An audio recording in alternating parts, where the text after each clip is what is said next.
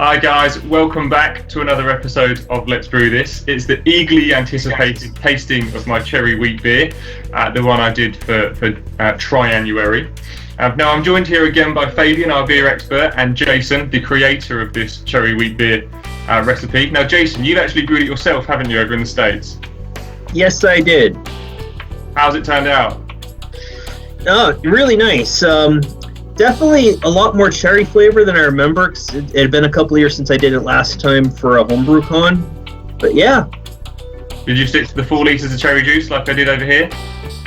So the one change I made was, instead of using the 4 liters of cherry juice, I actually used a cherry juice concentrate that I had just kind of lying around that I bought for, brew it someday. And so use that, and I think maybe that's why I got that nice red color.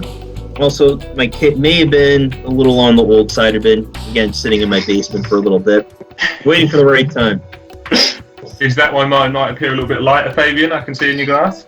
Yeah, so I've just poured this. The head looks great on it. It to me, it looks very much like a wheat beer would. So you used, was it 4 litres of cherry juice in 40 pints? 4 litres, yeah. Yeah, so I wouldn't expect a huge amount of red colour to come through from there.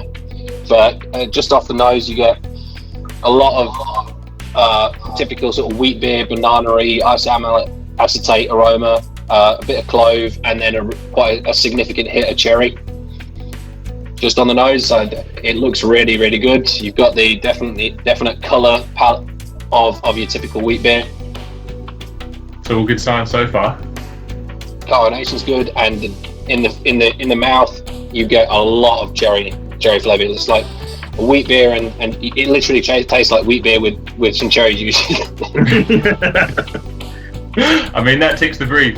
The carbonation is 10 times better than I had on my first 2 brews. I did leave that inside after bottling for probably another 5 days. Do you reckon that's probably why?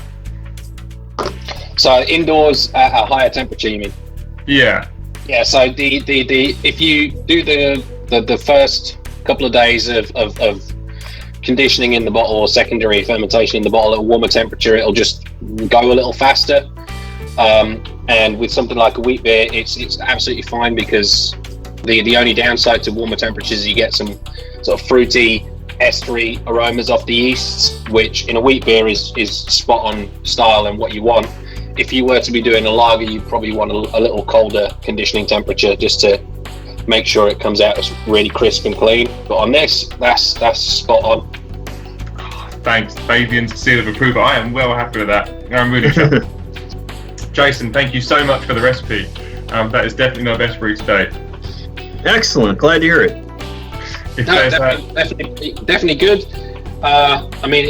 It probably holds up with a few commercial samples that I've seen at different sort of tasting sessions, throughout the world, actually. Now that is an accolade to be proud of. Thanks very much, Fabian. I appreciate it. Jason, if you have any more recipes, this has been a big hit, so please do send over. And homebrewers, if you've done the recipe along with us, please let us know how you found it. If you have any tips or techniques or any advice you'd like, let us know. Awesome, guys. Thank you very much for joining me. I'll see you next time. See ya. Cheers, guys. Cheers. Bye.